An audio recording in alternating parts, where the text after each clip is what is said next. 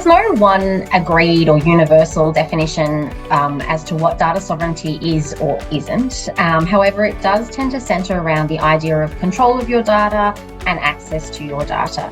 More often than not, data sovereignty is intrinsically tied to data localization. And data localization refers to policies, laws, or mandates that require data to be stored and or processed within a particular country's jurisdiction. In the Australian context, recently we've seen two significant cyber incidences or cyber breaches which have resulted in the compromise of citizen data.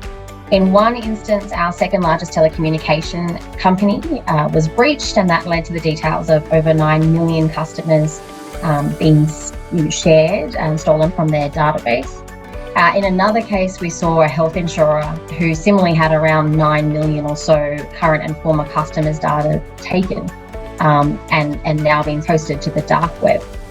In both these instances, of course, the impact to the individual is significant because various types of personal identifiable information, such as names, driver's license details, passports, etc., have been compromised. And unfortunately, in the healthcare scenario, we've seen particularly sensitive information, such as the details of those who had terminated pregnancies, who had made claims for mental health issues, etc., being taken.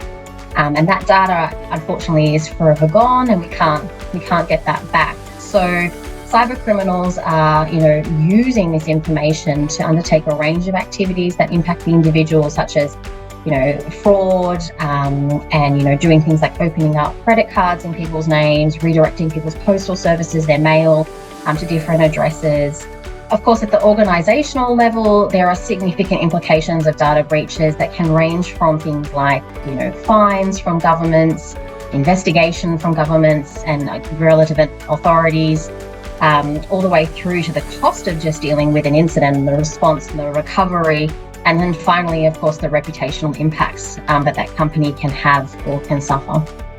So in 2023, we're expecting to see a number of national conversations around data. So looking at how organisations, governments, individuals collect, retain and store and secure data throughout 2023.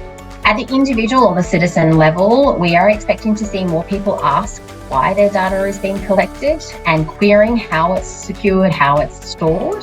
When it comes to conversations around securing data, we obviously would encourage organisations to focus not just on the location of their data, but also the security controls around their data. So things like strong encryption of your data at rest and in transit, how well the data is segmented, along with the controls and access to the data. So things like zero trust principles all play an important part in keeping your data safe